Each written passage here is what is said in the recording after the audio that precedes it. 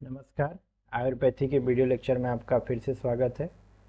आज हम लोग नवा चैप्टर स्टार्ट कर रहे हैं जो कि बहुत छोटा सा चैप्टर है और बहुत इम्पॉर्टेंट है, तो इसको हम लोग कवर करेंगे आज। एक लेक्चर में कंप्लीट हो जाएगा, इसके लिए दूसरे लेक्चर की ज़रूरत नहीं पड़ेगी। तो इसको एक साथ रिकॉर्ड करते हैं, आप इसको देखिए, इसमें क्या क्या इंपॉर्टेंट चीज़ें मैं आपको बताता हूँ। इस चैप्टर का नाम है द्रव्यादि विज्ञानी अध्यायम। तो द्रव्य आदि तो आप लोगों ने अभी थोड़ा बहुत पढ़ा होगा कि द्रव्य के द्रव्य, रस, गुण, वीर्य, विपाक और प्रभाव, ये इसको क्या बोलते हैं। ये आप द्रव्य गुण में पार्ट पढ़ेंगे। कोई भी औषधि होती है तो, या कोई भी द्रव्य होता है, प्लांट होता है, तो उसका उसमें रस होता है, गुण होता है, वीर्य होता है, विपाक होता है, प्रभाव होता है। आज हम उसका डिफिनीशन पढ़ेंगे और किस तरह से डिवाइड किए गए हैं। बेसिक फंडामेंटल का ये लेक्चर है, बहुत इंपॉर्टेंट है, इसको देखिए। तो सबसे पहले हम लोगों ने पहले के अध्यायों में अन्न पान के बारे में पढ़ा, द्रव के बारे में पढ़ा, फिर अन्न के बारे में पढ़ा, फिर मात्रा स्थिति अध्याय पढ़ा, भोजन कैसे करना चाहिए, क्या करना चाहिए, उसके क्या नियम है। अन्न पान रक्षा, अन्न रक्षा विज्ञान भी पढ़ा हम लोगों ने। उसके बाद हम देखेंगे कि किसी औषधि के, किसी भोजन द्रव्य के अंतर या किसी द्रव्य के अंतर्गत रस, गुण, वीर्य, विपाक, प्रभाव क्या होते हैं। देखिए, सबसे पहले आता है कि द्रव्य की प्रधानता। द्रव्य क्या प्रधानता क्या होता है। जब कोई भी प्लांट है या कोई भी द्रव्य है तो प्रधान इसलिए कहा जाता है क्योंकि रस, गुण, वीर्य, विपाक और प्रभाव, ये सभी क्या होते हैं, द्रव्य के ही आश्रित रहते हैं। जैसे मैंने आपसे कहा कि कोई मधुर रस आप ले लीजिए, तो मधुर रस में आप मधुर रस नहीं ले सकते। वो रस, मधुर रस किसी द्रव्य के आश्रित होगा। द्रव्य के आश्रित होगा। जैसे मान लीजिए कोई स्वीट है तो उसके आश्रित है वो। तो जैसे वो, अगर आप कोई मान लीजिए कोई रसगुल्ला है, कोई मिठाई है, कोई छेना है, तो आप, या रसमलाई है, आप रसमलाई खाते हैं, उसमें आपको मधुर रस मिलता है। मधुर रस आप अलग से नहीं सेवन कर सकते हैं। तो कहने का मतलब ये है कि कुछ, जैसे मान लीजिए कोई औषधि है, तो मान लीजिए वो उष्ण वीर्य है, तो उष्ण वाली चीज़ को आप डायरेक्ट थोड़ी ले पाएंगे। या तिक्त, जैसे नीम तिक्त होता है, तो आप डायरेक्ट तिक्त रस तो खा नहीं सकते, आपको नीम की पत्ती खानी पड़ेगी। तो अब यहाँ पे नीम की पत्ती है, वहाँ पे रसमलाई जो भी है, क्या है, वो आपका द्रव्य है। उसी के आश्रित क्या है, रस है। जैसे हमने कहा कि कोई गुरु चीज़ें ले लीजिए, गुरु आदि गुरु हमने मान लिया, गुरु चीज़ ले लीजिए, तो गुरु चीज़ में भी आपको कोई ना कोई द्रव्य ही ग्रहण करना पड़ेगा। ठीक है। इसी तरह से वीर्य है, विपाक है, ये सब क्या है, किसी न किसी द्रव्य के आश्रित होते हैं। इसलिए द्रव्य क्या होता है, प्रधान रहता है। द्रव्यम एव रसादीनाम श्रेष्ठ, ते ही तदाश्रय। तो रस, द्रव्य प्रधान होता है। क्यों? क्योंकि रस, गुण, वीर्य और विपाक और प्रभाव, ये जो चार होते हैं, इसको रस पंचक बोलते हैं बेसिकली। ये जो पांच चीजें होती हैं, रस, गुण, वीर्य, विपाक और प्रभाव, ये सभी कहाँ रहते हैं, द्रव्य में ही आश्रित रहते हैं। ठीक, ये आपको समझ में आ गया। इसलिए द्रव्य प्रधान है। जो चरक ने परिभाषा दी वो भी याद कर लीजिएगा, अगर याद कर लेंगे तो अच्छा रहेगा आपके लिए। क्या है, यत्र आश्रितः कर्म गुण कारणम समवायी यतर द्रव्यम। जहाँ पे गुण और कर्म समवायी संबंध से रहते हैं उसको हम लोग क्या बोलते हैं, द्रव्य बोलते हैं। ठीक, जहाँ गुण और कर्म, गुण जैसे गुरुवादि गुण है, कर्म है, मान लीजिए बृंगण करना, लंघन करना, ये सारा चीज क्या है, ये गुरु गुण के कारण होगा। ठीक, तो कहने का मतलब है कि जहाँ पे गुण और कर्म आश्रित होंगे, समवाय संबंध से रहते हैं, वह द्रव्य कहलाएगा। ठीक, अब आता है द्रव्य। अब द्रव्य की प्रधानता हम पढ़ रहे, तो द्रव्य का स्वरूप क्या होगा, पंचभूतात्मकम तत्तु। कहने का मतलब है कि यह द्रव्य जो होता है वह पंचभूतात्मक, यानी पृथ्वी, जल, तेज, वायु और आकाश, इन पांच भूतों के वाला होता है। द्रव्य की उत्पत्ति क्या होती है, कई बार का पूछा हुआ क्वेश्चन है। क्षमाम अधिष्ठाय धायते। क्षमा यहाँ पे किसका पर्याय है, किसका पर्याय है, मिट्टी का या धरती का पर्याय, पृथ्वी का पर्याय है। तो सभी द्रव्य जो होते हैं वो किसके आश्रित होते हैं, पृथ्वी के आश्रित होते हैं, तो ये याद रखिएगा। फिर आता उत्पत्ति में कारण क्या होता है, ये भी पूछा हुआ क्वेश्चन है। उत्पत्ति में दो तीन जो महाभूत समवाय संबंध रहते हैं, अग्नि, वायु और आकाश के समवाय संबंध से इसकी उत्पत्ति होती है। अम्बुयोन्य अग्निपवनाम नभसा समवायत तन निवृत्ति विशेषश्च। इन्हीं के ऊपर नीचे होने से, या इनकी जो इनका कॉम्बिनेशन है उसमें क्या है, कोई ज़्यादा होगा कोई कम होगा, वैसे वैसे द्रव्य उत्पन्न होते हैं। तो कहने का मतलब है कि अभी हमने क्या पढ़ा, द्रव्य सबसे श्रेष्ठ होता है क्योंकि द्रव्य रस गुण कर्म विपाक प्रभाव उसके आश्रित रहते हैं। दूसरे नंबर पे क्या होता है, द्रव्य की जो उत्पत्ति होती है वह क्या होती है, पृथ्वी का आश्रय लेकर के होती है। और द्रव्य जो होता है वो पंचभौतिक होता है। और उत्पत्ति में अगर कारण पूछा जाएगा तो सबसे उत्पत्ति कारण इसका क्या होता है, अम्बुतोय। तो अम्बु मतलब उत्पत्ति का कारण क्या है इसका, जल होता है। पृथ्वी से उत्पत्ति होती है, कैसे उत्पन्न होता है, जल के कारण उत्पन्न होता है। और अग्नि वायु और आकाश इसमें क्या रहते हैं, समवाय संबंध से रहते हैं। अच्छा, व्यपदेश भूयसा, व्यपदेश भूयसा ये एक न्याय है। ये कहता है कि जिस द्रव्य में जिस महाभूत की सबसे अधिकता होगी उसी द्रव्य का उसको नाम दे दिया जाएगा। रहेंगे तो पांचों महाभूत, सब सर्वद्रव्यम पंचभौतिकम अस्मिन् अर्थे। लेकिन जिसमें जिस जैसे इसमें अग्नि महाभूत की अधिकता होगी आग्नेय द्रव्य हो जाएगा, जिसमें पृथ्वी की अधिकता होगी उसको पार्थिव द्रव्य बोलेंगे। इस प्रकार यह वर्णन किया गया है। अब आता है द्रव्य के जो जो उत्पत्ति होता है उसमें कोई भी द्रव्य एक रस वाला अनेक रस वाला होता है। तस्मात् अनेक रसम द्रव्यम भूत संघात संभवात। पृथ्वी आदि महाभूतों के समय उत्पन्न होने के कारण कोई भी द्रव्य किसी एक रस वाला नहीं होगा, यानी अनेक रस वाले हो सकते हैं। अनेक रस मतलब 6 रस होंगी, उसके तरतम से अन्य भी प्रकार बन सकते हैं। इसी कारण क्या होगा, अनेक प्रकार के रोग भी उत्पन्न होंगे। न एक दोष जात ततो रोगा अत्र व्यक्तो रस स्मृतम अव्यक्तम अनुरसम किंचति अव्यक्तो अपि चेष्यते। यही कारण है कि उस द्रव्य का सेवन करने से उत्पन्न होने वाले ज्वर आदि रोग भी एक ही दोष वाले नहीं होते। बहुत बेसिक कॉन्सेप्ट बता रहा है कि उस क्या होता है, जिस द्रव्य में जिस रस की प्रतीति होती वही उसका प्रधान रस। भले हम कह रहे हैं ये प्रधान रस से क्यों कह रहे हैं, व्यपदेश भूयसा से कह रहे हैं, किसी की प्रधानता है। अब इसमें जब रस, अच्छा एक आगे दिया, जो रस आपको तुरंत अनुभव होता है वो उसको प्रधान रस बोलते हैं, और जो थोड़ी देर बाद अनुभव होता है उसको हम लोग अनुरस बोलते हैं।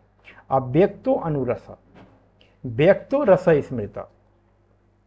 जो व्यक्त हो गया उसको हम रस बोलेंगे, जो अव्यक्त रहेगा बाद में महसूस होगा उसको हम लोग अनुरस बोलते हैं। तो रस और अनुरस में ये अंतर हो गया, ठीक है। अब आगे देखते हैं, द्रव्य में ही क्या होता है, गुरुवादि गुण होते हैं। तो गुरुवादेव गुणा द्रव्यम पृथ्वी आदो रसाश्रय रसेषु व्यपदेश उपदेश्यन्ते सहचार्यो अपचारता। तो गुरु आदि जो 20 गुण हैं वह सभी कहाँ रहेंगे, द्रव्य में ही रहेंगे। ये द्रव्य ही क्या होता है, मधुर आदि रसों के संयोग के आश्रय भी होते हैं, इसी में रस भी रहता है।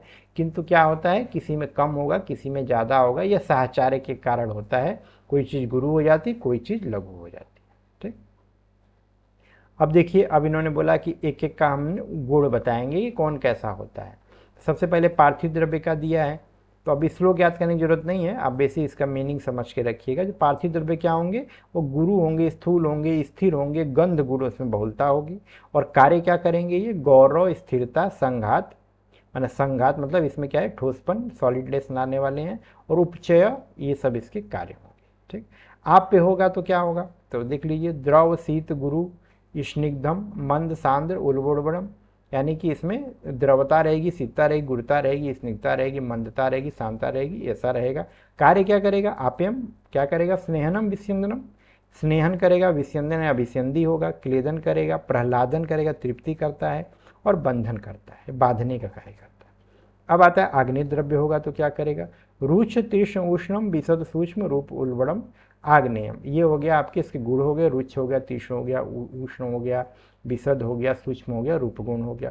कार्य क्या करेगा, दाह दाह आभा दाह आभव वर्णम प्रकाशयतम उपचनात्मकम, यानी कि यह कांति लाएगा, वर्ण प्रकाशन करेगा, और पाचन करने वाला होगा, पचनात्मकम होगा। ठीक, फिर आता है वायु, वायु गुण के वायु द्रव्य वाला वायव्य होगा। व्यपदेश भूयसा है, किसी में वात महाभूत की अधिकता है, वायु महाभूत की, इसलिए हम ऐसा बता रहे हैं।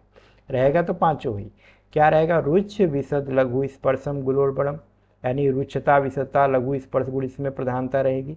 कार्य क्या करेगा, रुच्छता लघुता विशदता विचरणशीलता ग्लानि, देखिए, रक्षम लाघवम वैसद्यम विचार ग्लानि कारकम, ये सारा कार्य करने वाला। ग्लानि मतलब हर्ष है, दुख में डालने वाला। आकाशी रहेगा तो क्या रहेगा, सूक्ष्म में विशद रहेगा, लघु रहेगा, शब्द गुण प्रधानता रहेगी, जैसे आकाश वायु अग्नि जल पृथ्वी में शब्द स्पर्श रूप रसगंध उसका तन्मात्रा है, तो उसकी गुण की अधिकता तो रहेगी, तभी तो उसको हम नाभस बोलना है जिसमें शब्द की अधिकता होगी। वायु में स्पर्श की अधिकता होगी, तभी तो वायु भी बोल रहे हो।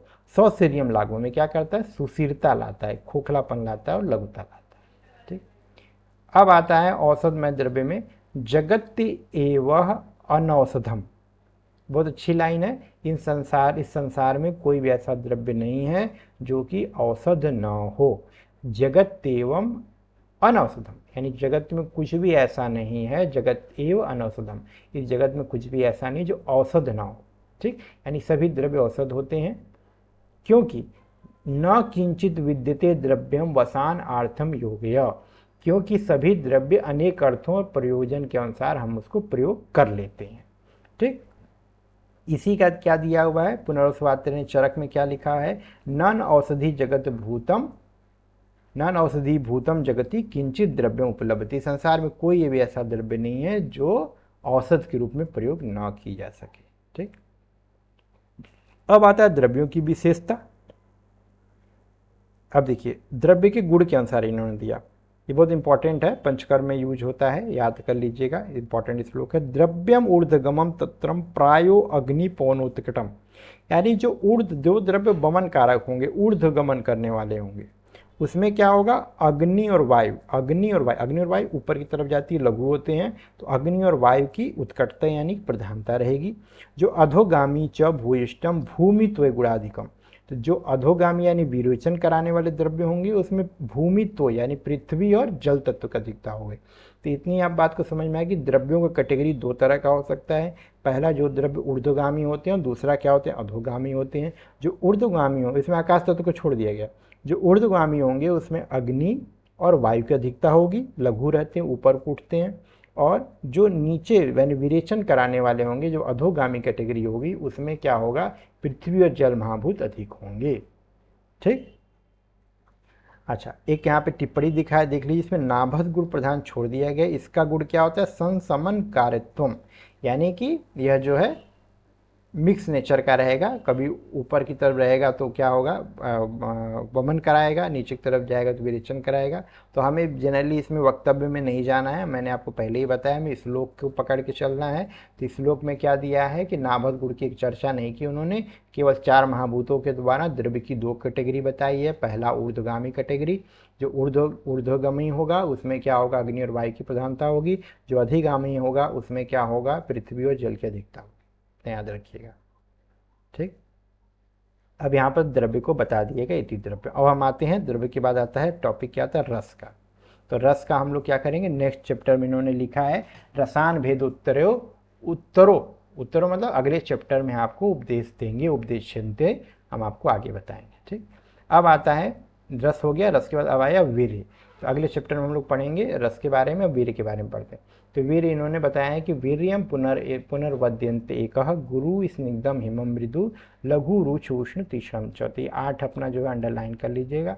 इनका मत नहीं, किसी के मत से इन्होंने बताया, कुछ आचार्य ऐसा बताते हैं कि वीर्य 8 प्रकार का होता है, गुरु स्निग्ध हिम मृदु लघु रुच उष्ण और तीक्ष्ण।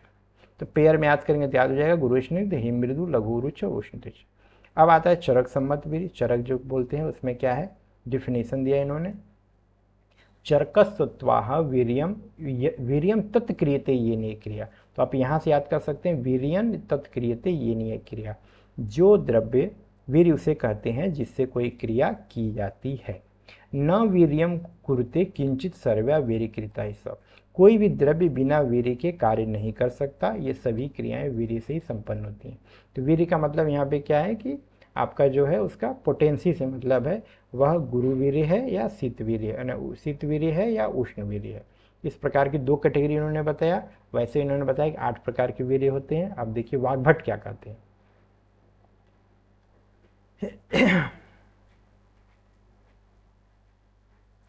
गुरुवाद ये सह वीर्याख्यम तेद अर्थे वर्ण्यते समग्र गुणसारेशम सक्तु विवर्षितम व्यवहाराय मुख्यवादम ब्रह ग्रहणादपि।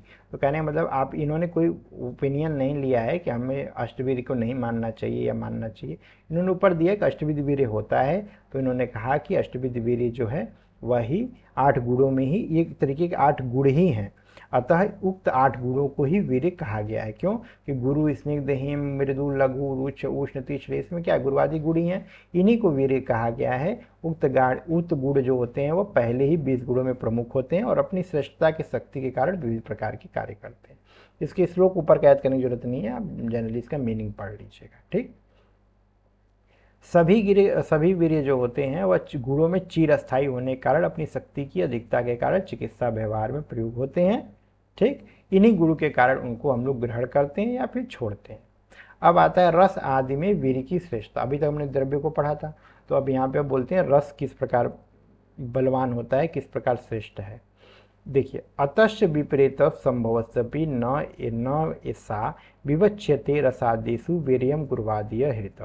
यानी सभी विशेषताओं में विपरीत होने के कारण रस विपाक प्रभाव को वीर्य संज्ञा नहीं दी गई। आप ये जानिए, यद्यपि उक्त रस आदि को भी वीर्य कहा जा सकता है पर नहीं कहा गया है। अतः गुरु आदि 8 गुणों का ही नाम वीर्य है। इन्होंने बोला कि कई प्रकार के जैसे रस है, विपाक है, इन सबको वीर्य नहीं कहा गया है। क्यों नहीं कहा गया? क्योंकि ये उतने कार्य करने वाली, देखो वीर्य तो क्या बोला उन्होंने, शक्ति होता है, श्रेष्ठता होती है, उसी से वो कार्य करता है। तो इन्होंने बोला कि रस से और प्रभाव से शायद उतना कार्य न कर पाए, विपाक से उतना कार्य न कर पाए जितना वो अपने वीर्य से कार्य करता है। इसलिए आपको इसको ध्यान रखना है। अतः 8 गुणों का ही नाम वीर्य है। अब बोला इन्होंने अन्य संबंध मत, यानी दूसरे आचार्यों के अनुसार उष्ण और शीत 2 माना है। ठीक, अच्छा, इन्होंने एव शब्द का प्रयोग कर लिया है, इसलिए उन्होंने बोला है कि निश्चयात्मक होता है, वीर्य 2 ही प्रकार के होते हैं। वाग्भट का समर्थन देखिए क्या बोलते हैं कि इन्होंने बोला कि 8 वीर्य भी होते हैं, 2 वीर्य भी होते हैं। तो इन्होंने बोला कि हम 2 वीर्य इसलिए हम मान रहे हैं, 8 वीर्य तो बोला वो तो गुरुवादी गुण के ही पार्ट हैं, तो कोई दिक्कत नहीं है। अब 2 वीर्य किस प्रकार माना उष्ण शीत? इन्होंने कहा कि सभी प्रकार के जो द्रव्य होते हैं वो 2 प्रकार में डिवाइड हो सकते हैं, अग्नि और सोम। ठीक, द्रव्यम अग्नि सोमो महाबला। और ये कभी एक दूसरे का अतिक्रमण नहीं कर पाते हैं। जिस प्रकार व्यक्त अव्यक्त के कारण संसार अग्नि और सोम का अतिक्रमण नहीं कर सकता। कहने का मतलब है कि अग्नि और शीतलता और उष्णता 2 अलग अलग एंटिटी है, दोनों एक दूसरे का अतिक्रमण नहीं कर पाते हैं, दोनों का अपना अपना महत्व है। इसलिए इन्होंने बोला कि यह 2 प्रकार के वीर्य होते हैं। संसार भी उन्होंने बोला कि अग्नि और अग्नि सोमात्मकम है। ठीक, अब आता है वीर्य के लक्षण क्या होंगे। तो वीर्य 2 प्रकार का इन्होंने बताया, पहला प्रथम उष्णवीर, दूसरा शीतवीर। तो उष्णवीर वाला क्या करेगा, देखिए, तत्र उष्णम भ्रम तीर्ण ग्लानि स्वेद दाह आंसू पाकिता। यानी यह भ्रम लाने वाला होगा, प्यास लगाएगा, ग्लानि उत्पन्न करेगा, स्वेद उत्पन्न करेगा, दाह होगा, आंसू पाकिता। और क्या कार्य करेगा? समम च वात कफयो, वात और कफ को समन करने वाला होगा। यानी अगर उष्ण वीर्य होगा तो ये क्या करेगा? वात और कफ का क्या करेगा? समन कर देगा। शीत वीर्य होगा तो क्या होगा? शीत वीर्य देखिए, शिशिरम पुनः यानी शीतलता, अहिल्लादम जीवनम स्तंभम प्रसाद रक्त पित्तयो। ये क्या करेगा? ह्लादन करेगा, यानी मन को प्रसन्न करेगा, जीवन देने वाला होगा, स्तंभकारी होगा, और रक्त और पित्त को निर्मल करने वाला होगा, यानी रक्त पित्त का समन करने वाला होगा। ठीक, उष्णवीर वाला क्या कह रहा है कि वात और कफ का समन करेगा। शीतवीर वाला जो है रक्त और पित्त यानी पित्त दोष का समन करने वाला क्या होगा? शीतलता होगी। और उष्णता से क्या होगा? वात और कफ दोनों का समन होगा। तो ऐसे प्रकार द्रव्य की हम डिसाइड करते हैं, इसकी सहायता से करते हैं। अच्छा, अब आता है विपाक की परिभाषा, बहुत इंपॉर्टेंट है, आचार्य वाग्भट ने पहली बार दिया है, इस श्लोक याद कर लीजिएगा। जाठ राग्नि नाम योगात यद्वेत रसांतरम, क्रिया शैली में भी याद करना है। रसानाम परिणाम अंते स्विपाक इति स्मृत। यानी उन्होंने बोला कि जठराग्नि के संयोग से, विपाक केवल डिसाइड कर रहे हैं यहाँ पे, विपाक क्या होता है, बाकी मैं अलग से भी पढ़ाऊंगा आपको विपाक। तो जठराग्नि के संयोग से जब खाए हुए मधुर आदि षड्रस जो आपने आहार लिया है उसका जब पाक होने लगता है तो उस आहार रस से, माना जो आहार रस बना उससे अलग एक रस उत्पन्न होता है। जठराग्नि के संयोग से एक और रस उत्पन्न होता है, जो रस उत्पन्न होता है उसी को हम लोग विपाक कहते हैं। आहार रस तो बनेगा, भाई षड्रस आपने लिया, पाचन हुआ, पाचन के उपरांत आहार रस बनेगा, उस आहार रस से एक नया रस उत्पन्न होगा, उसी को हम लोग क्या बोलते हैं? विपाक बोलते हैं। ठीक, वक्तव्य में देखिए कि हमारा भोजन षड्रस युक्त होता है, इसको समझने के लिए रसा नाम शब्द दिया गया है। ठीक, रसा नाम परिणाम अंत, 6 रसों के परिणाम के अंत में एक जो उत्पन्न होता है, ठीक, उस खाए हुए आहार का जब जठराग्नि से पुनः पाक होकर के जो दूसरा रस पैदा होता है उसको हम लोग विपाक कहते हैं। ये श्लोक याद कर लीजिएगा, जठराग्नि योगात यदुदेत रसांतरम रसांतरम रसानाम परिणामन्ते सविपाक इति स्मृत। अब आता है विपाक के रस का भेद। विपाक किस प्रकार से होता है? विपाक यहाँ पे उन्होंने दो बताया वाग्भट ने। तो स्वादु पटुश्च, तो स्वादु मधुर को बोलते हैं, पटु लवण को बोलते हैं। ठीक, याद रखिएगा दो प्रकार का विपाक हो गया, मधुर और जो आता है मधुर और कटु विपाक। तो बताते किस रस से क्या होगा, तो मधुर और लवण रस वाले इसका विपाक मधुर होगा। स्वाद पटुष्यम मधुरम, स्वाद पटुष्यम मधुरम, यानी कि मधुर और लवण रस का जब भोजन रहेगा तो उसका विपाक मधुर होगा। अम्लो अम्लम पच्यते, अम्ल पदार्थों का विपाक क्या होगा? अम्ल होगा। ठीक, और जो तीसरा इन्होंने जो दो बताया है वो आचार्य सुश्रुत ने बताया है, गुरु और लघु, ये चर को फॉलो करते इसलिए तीन बताते हैं। तिक्त उष्ण कषाय का विपाक प्रायश कटु, तो तिक्त उष्ण कषाय रस का भोजन होगा तो उसका विपाक क्या हो जाएगा? कटु हो जाएगा। तो त्रिविध विपाक इन्होंने बता दिया, मधुर अम्ल और कटु। देखिए नीचे दिया है त्रिविध विपाक मधुर अम्ल कटु। सुश्रुत ने दो प्रकार का विपाक माना है, जिसको उन्होंने मधुर बोला है, दूसरे को बोला है कटु। ठीक, अच्छा एक चीज़ इसमें अब नीचे लिखा हुआ है लेकिन आपको बेसिकली जो याद रखना है वो याद रखिएगा। जैसे कटु रस किसको बोलेंगे? तो कटु रस क्या है? सोठ, मिर्च, पिपली, इसको हम लोग कटुत्रय या त्रिकटु बोलते हैं, याद रखिएगा। तिक्त रस हम किसको बोलते हैं? तिक्त रस हम इसको बोलते हैं जैसे नीम, नीम जो क्या होता है वो तिक्त होता है, नीम तिक्त होता है, और जो सोंठ होता है वो कटु होता है। तो ये थोड़ा अंतर याद करके रखिएगा, नीम तिक्त होता है, याद कर लेंगे तो अगला वाला समझ में आ जाएगा। ठीक है, तिक्त, अब नीम को कभी कड़वा नहीं बोलना है, नीम क्या होता है? तिक्त होता है। काली मिर्च जो होती है वह क्या होती है? कटु होती है। अच्छा, अब इन्होंने दिया रस वीर विपाक का विपाक प्रभाव, चार चीजें इन्होंने दिया, बहुत अच्छा कॉन्सेप्ट है। देखिए विपाक का फल जो होता है आहार रस के समान ही फलदायक है, किंतु उसमें भी द्रव्य के अपने विशेष लक्षण बताए गए हैं। जैसे किंचित द्रव्येन कुरुते कर्म पाकन च परम, कोई द्रव्य दोष शमन करता है, ठीक, कारण शुभ होता है। कोई दोष प्रकोपन करने के कारण क्या होता है? अशुभ हो जाएगा। शुभ अशुभ द्रव्य कोई भी होगा शुभ अशुभ फल देगा। ठीक, दोष समन करेगा तो शुभ मानेंगे और दोष को प्रकोपित कर देगा तो हम लोग वो अशुभ मानेंगे। इसमें भी देखिए उसमें भी क्या होता है? कोई द्रव्य मधुर आदि रस से कर्म करता है, किसी का रस इतना प्रभावी होता है कि वो रस से कार्य करने लगता है, कोई वीर्य से कार्य करता है, कोई प्रभाव से कार्य करता है। ठीक, जो शरीर पर हमारे इफेक्ट आता है। तो अब इन्होंने बोला कि अब देखिए द्रव्य का स्वाभाविक बल क्या होगा। तो द्रव्य जो भी आप ले रहे हैं, यद द्रव्य रसादिनाम बलवंतेन वर्तते, यानी जो रस गुण वीर विपाक प्रभाव इसमें से जो ज़्यादा बलवान होगा वही कार्य करेगा, दूसरे को दबा देगा या पराजित कर देगा, करके शुभ अशुभ जो भी कार्य करना है करेगा।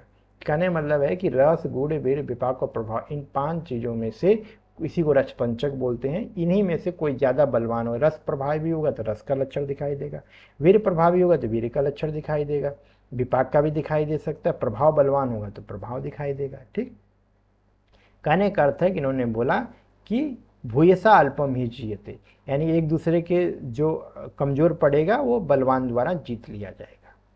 अब आता है रस आदि का स्वाभाविक बल क्या होता है। तो इन्होंने बोला कि रस की समानता भी, अगर मान लीजिए दो द्रव्य लिया, दोनों मधुर मधुर हैं, फिर भी क्या होता है कि कभी किसी का विपाक जो है, मान लीजिए रस भले मधुर मधुर है लेकिन विपाक उसका अल्टर हो सकता है। ऐसे अपवाद आते हैं, एक्सेप्शन होते हैं, वो आपको याद करना पड़ेगा। तो जैसे तो जो विपाक को जीत लेता है, रस और विपाक को वीर्य जीत लेता है। रस वीर्य विपाक से कार्य नहीं हुआ, प्रभाव से ही कार्य होगा तो प्रभाव जीत लेगा। इसलिए क्या होता है, द्रव्यों का अथवा रस का जो स्वाभाविक बल जो होता है वह जो बलवान होगा, जिसके द्वारा कार्य होगा, वैसा ही उसको कहा जाएगा। अब आता है देखिए प्रभाव का वर्णन। प्रभाव का क्या अर्थ है? जैसे रसादि साम्य यत कर्मम विशिष्टम तद प्रभावजम, यानी रस वीर्य विपाक ये सब कुछ समान है किसी दो द्रव्य का, फिर भी क्या होता है विशिष्टम तत्प्रभावजम, लेकिन कोई कर्म जो है अलग दिखाई देता है, एक का अलग है एक का अलग है। दो द्रव्यों का रस वीर्य विपाक सेम है लेकिन उनका कर्म अलग दिखाई देता है, तो ऐसे में क्या होगा, वो प्रभाव कहलाएगा। एग्जाम्पल क्या दिया, दंती रसाद्यम तुल्यादि विपक चित्रकश्य विरेचनी, यानी दंती यानी कि जमाल घोटा जो होता है वह रस में क्या होता है, रस और विपाक में चित्रक के समान होता है, तुल्यस्यपि चित्रकश्य, ठीक, चित्रक के समान होता है, लेकिन वो अग्नि को बढ़ाता उड़ाता नहीं है, क्या होता है, विरेचक होता है, फिर भी क्या होगा, विरेचन करने वाला होगा, ठीक। जमालघोटा से विरेचन होता है लेकिन उसका रस और विपाक जो होता है वह चित्रक के समान है, तो वह क्या होता है आपका, जिसे चित्रकादि वटी बनती है, तो आपको क्या होता है, वह अग्नि को बढ़ाने वाला नहीं है, मतलब यह हुआ कि वह प्रभाव से कार्य कर रहा है। इसी प्रकार एग्जाम्पल दिया, मधुकस्य च मृदिका, मधुकस्य च मृदिका, मुनक्का जो होता है वह महुए के समान होता है, यानी मृदिका के समान है, अरे मधुकस्य के समान है, यानी महुए के समान है, लेकिन मुनक्का जो है मधुर और विरेचक है, वो उसके अपोजिट प्रभाव देता है। क्षीरम घृतम क्षीरस्य दीपनम, घृत का रस गुड़ सब दुग्ध के समान है, लेकिन क्या है, दुग्ध अग्नि का दीपन करता है, ठीक। तो ये कॉन्सेप्ट दिया उन्होंने कि जहाँ पे प्रभाव से कार्य हो रहा हो, इसको हम लोग आगे और पढ़ेंगे जब हम लोग थोड़ा सा भैषज कल्पना जब शुरू करेंगे, तो वहाँ पे हम लोग दीपन क्या होता है, पाचन क्या होता है, अग्नि दीपन क्या होता है, दीपन पाचन क्या होता है, तो सारी चीज़ें हम लोग पढ़ेंगे तो वहाँ पे आएगा। अच्छा, एक दो शब्द दिया हुआ है, अब देखिए, तीनों ने बोला किसी का रस गुड़ वीर्य विपाक सब सेम है, तो सेम जैसा कार्य किया, जैसा एक्सपेक्टेड था वैसा कार्य किया, तो उसको हम लोग क्या बोलेंगे, सामान्य प्रत्यारब्ध। और सब कुछ समान होते भी कुछ अजीब ही लक्षण दिया, तो अजीब तरह से कार्य किया, तो उसको हम लोग क्या बोलेंगे, विचित्र प्रत्यारब्ध। तो दो शब्द है। इति सामान्यतः कर्म द्रव्यादि नाम पुनश्च तथा, यानी कि इस अध्याय में जो भी द्रव्य गुण वीर विपाक प्रभाव जो समान रूप से वर्णन कर दिया गया है, इसमें हम लोग क्या बोलते हैं, इसको सामान्य प्रत्यारब्ध बोलेंगे। फिर भी क्या होता है कि कभी कभी यह इसमें विचित्र प्रत्यारब्ध द्रव्य भेदम भी देते, अनेक द्रव्यों में अनेक प्रकार के कर्म दिखाई देते हैं जो कि उसकी सामान्यतः जो नेचर उससे नहीं मिलता है, इसको हम लोग क्या बोलेंगे, विचित्र प्रत्यारब्ध।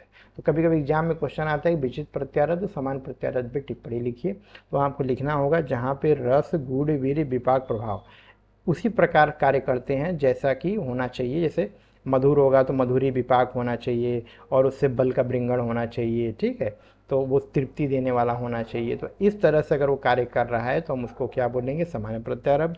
और मधुर रस में है लेकिन उसका कर्म जो है विपाक जो है कटु आ गया है, तो ऐसा अगर कुछ दिखता है उसको हम लोग क्या बोलेंगे, विचित्र प्रत्यारब्ध। कभी क्वेश्चन आ सकता है कि सामान्य प्रत्यारब्ध विचित्र प्रत्यारब्ध से आप क्या समझते हैं, इसका मतलब यही है। तो एग्जाम्पल में कैसे दिया इन्होंने, देखो, स्वाद गुरुष्य गोधूमो वात जित वाद कृतव उष्णम मतस्या पयसीत कटु सिंहो न सुकर, यानी गेहूं और यव, गोधूम और यव क्या होते हैं, दोनों द्रव्य स्वाद में मधुर होते हैं और गुरु होते हैं, फिर भी जो गेहूं होता है वह वात विकार का समन करता है, यानी गेहूं से गोधूम से वात का समन होता है, वात को जीतने वाला है, और जौ क्या है, वातकारक है। तो जो गेहूं जो मधुर है और गुरु होता है और वात विकार में का समन कर रहा है, ये क्या हो गया, सामान्य प्रत्यारब्ध का एग्जाम्पल। लेकिन मधुर और गुरु होने के बाद भी वात की वृद्धि कर रहा है, इसको हम लोग बोलेंगे विचित्र प्रत्यारब्ध। एक और एग्जाम्पल दिया मछली के लिए, मत्स्य मांसम स्वादु रस युक्तम तथा गुरु गुणयुक्त होने पर भी क्या हुआ, उष्ण कहा गया है, उष्णम मत्स्यापय शीतम, उसी के समान रस और गुड़ होने पर भी दुग्ध क्या है, शीतवीर होता है, यानी कि मछली का मांस जो होता है वो मधुर रस का होता है और गुरु गुड़ का होता है, मधुर और गुरु होने के कारण वो उसको शीत होना चाहिए था, शीतवीर होना चाहिए, शीतवीर नहीं होता, वो क्या होता है, उष्णवीर होता है। ये एक्सेप्शन हो गया, ये हो गया आपका विचित्र प्रत्यारब्ध। और अब कंपेयर किससे किया, जैसे दूध होता है तो दूध में क्या है कि उसका भी रस जो होता है वो मधुर होता है और गुड़ जो होता है वह गुरु होता है, लेकिन वह क्या होता है, शीतवीर होता है, मतलब वो सामान्य प्रत्यारब्ध है। लेकिन ये गुरु और मधुर होने के बाद भी यह उष्णवीर हो गया, तो हो गया विचित्र प्रत्यारब्ध।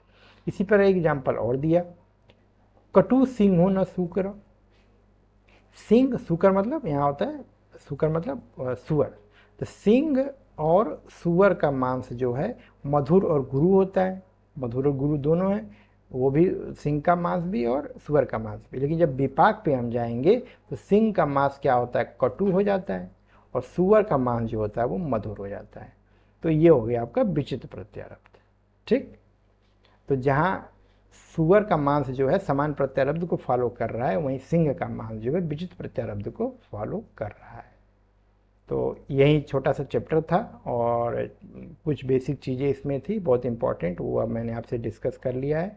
इसके बाद जो है हम लोग नेक्स्ट चैप्टर में, या नेक्स्ट जो लेक्चर होगा उसमें हम लोग रस भेदी, जो यहाँ पे छूट गया था, उन्होंने बोला था हम 12वें चैप्टर में आपको बताएंगे, तो हम रस भेदी का व्याख्या करेंगे आपसे नेक्स्ट चैप्टर में, यानी नेक्स्ट लेक्चर में। और अगर आपको ये